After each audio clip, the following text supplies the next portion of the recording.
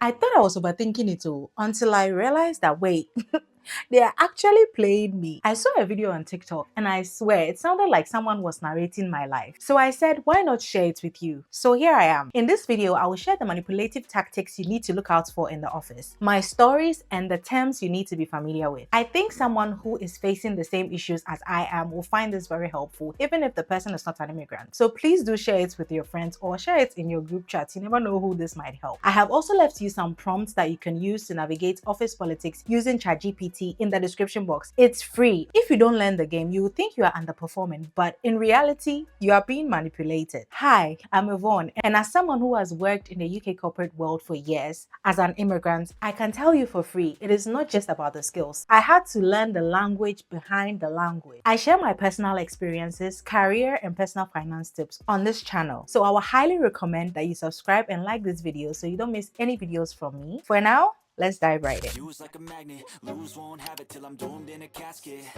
Now, the first thing you have to look out for is silent treatment. They also use this when they want to get rid of you. I once worked on a team where the manager barely replied to my messages or my emails. I will send updates, ask for clarification, even follow up. Then in meetings, they will acknowledge everybody's input except mine. At first, I thought I had done something wrong. Is it me, Jesus? I was even questioning my existence. Am I invisible and I did not know about it? But then I realized that the silence wasn't accidental. It was calculated. The manager was pulling a power move to isolate me, make me feel less confident, and silently push me out of decision-making spaces. I don't know why he did that, and I will get to what I did in a minute. Just know that silence is a strategy. People usually withhold communication to control the narrative about you or make you doubt yourself. And I see managers do this to people they are threatened by. As for me, I did not play into his game. I document everything. Every email, every Teams chat, every conversation, every meeting. Your paper trail is your protection. Imagine your manager giving you something to do and not giving you clarification or the instruction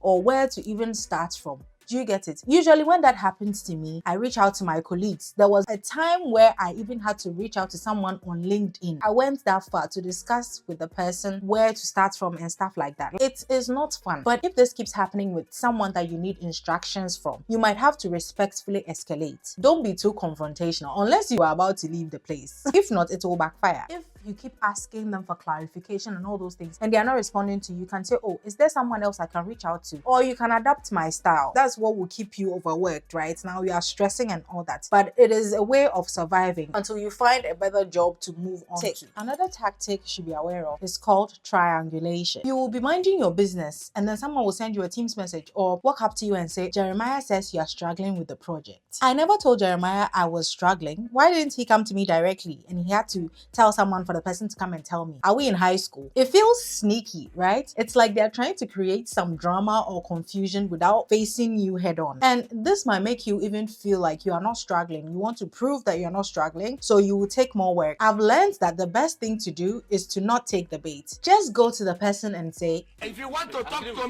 to me direct, don't go through the corners. No, but seriously, you can say, can we please talk about it? Or could you please speak to me directly when you have any concerns about my performance on a project? And just shut it down. We don't need anyone playing betweener in the workplace. You need direct and clear communication for your own peace of mind. Another thing is weaponized incompetence. So if you haven't experienced anything I've said so far, this one, dear, I'm sure you've experienced it before. And this gets under my skin so much. We are being paid the same salary. We have the same level of expertise. And you want to pretend you don't know how to do something just because you don't want to do it. Some people think they are clever. If you don't take care, you end up doing double work and take the same salary as that colleague of yours who sails through the day like he has no care in the world. And I get it too. As immigrants, we want to prove that we are hardworking. We want to prove ourselves. So we end up in the trap of stepping in to save the day. But you should not automatically save people. You are not Superman or Bruce Lee, Abby. Is it Bruce Lee?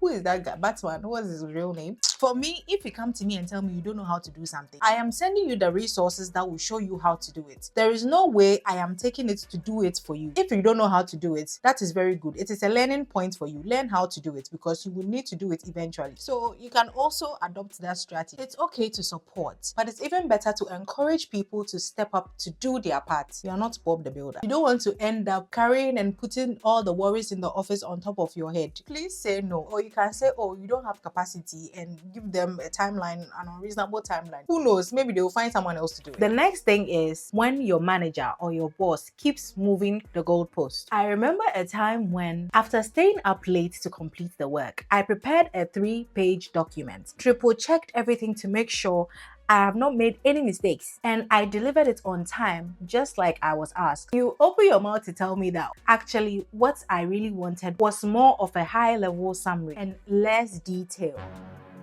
Excuse me? That was not what we discussed. But of course, none of that matters because you just moved the finish line. Now I have to go back and summarize something that I stayed late to complete. ChatGPT will summarize it for me, but still, I poured my heart into it, and now you're basically telling me it's not good enough. That is what they mean by moving the goalposts. No matter what you do or how well you do it, the expectations magically shifts. You're always this close to being good enough, but you're never quite there. For me, when it kept happening to me, I realized that I need to get things in writing because I can't be duplicating efforts. So before I even start, I make sure I confirm the actual expectation. Do you want a summary document or you want a 10-page document? Because I cannot waste my time. Time is money. And if they are going to move the goalpost, at least I have proof of where it was in the beginning. That way, when it becomes a pattern, I have evidence that I can use to start a conversation with the person to say, look, I have been duplicating efforts. And then you show them the email to say, is there a better way that we can fix this? That way you guys can have a conversation so you can all meet at a middle ground. We all want to be efficient at work, right? The other thing is love bombing. You see that thing that people do in relationships? They will shower you with all the love and affection in the beginning of a relationship and then withdraw. Yes, people use the same tactic at work. They will shower you with praises. Oh, you are the best person I've ever worked with.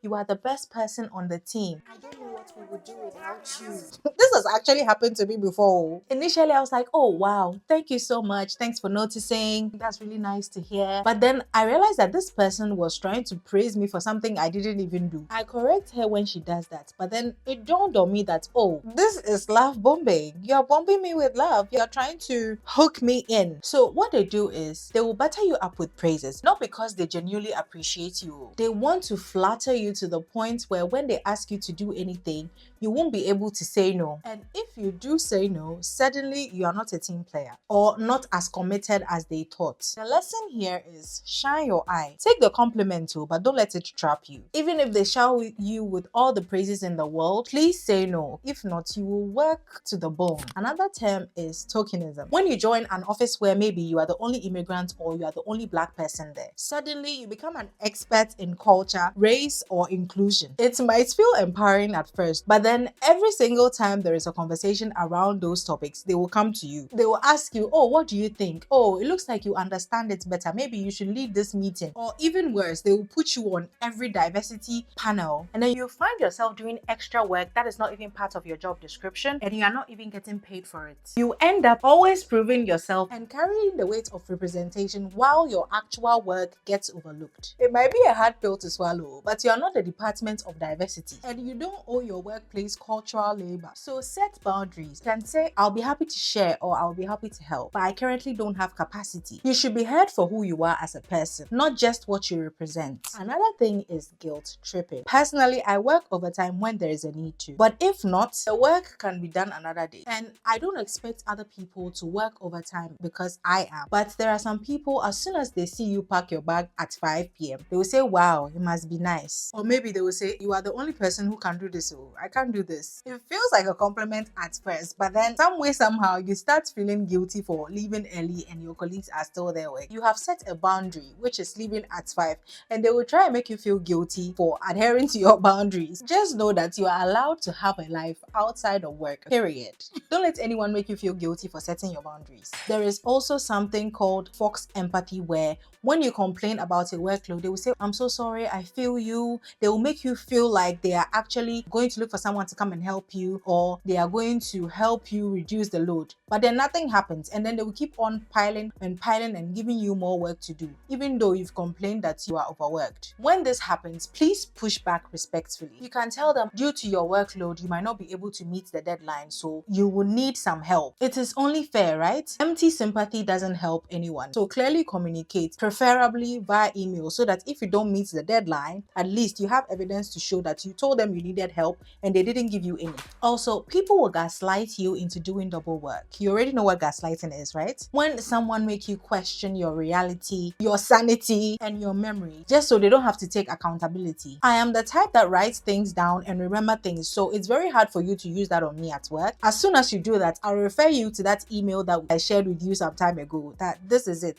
This is what we said. You can't come and use some tactics on me. So if there's any back and forth, there is a paper trail to actually back what I am saying. I even CC when needed. So you can also do the same thing. Create receipts so people will not gaslight you into saying, we said you should do A, B, C, and D when you went to do X, Y, Z. Meanwhile, in the email, it clearly states do XYZ. So to wrap up, one thing you should know is that these tactics are not always obvious. Sometimes they come with a smile or a compliment. You have to stay woke and be vigilant with a little sprinkle of paranoia. And also, once you learn the terms, you start seeing them everywhere. But this will help you protect your peace, your energy, and your career. Knowledge, they say, is power, and this video right here is your toolkit. Please let me know in the comments which one of these you have experienced, and if you've seen others experience this, share it with them, because trust me, I know we are not alone. If this helped, please don't forget to like this video, share it with your work bestie, and subscribe for more real talk about corporate life, especially as an immigrant navigating it all. See you in my other video, and remember, protect your name and protect your peace. Hey, so you still will not subscribe? That's over me.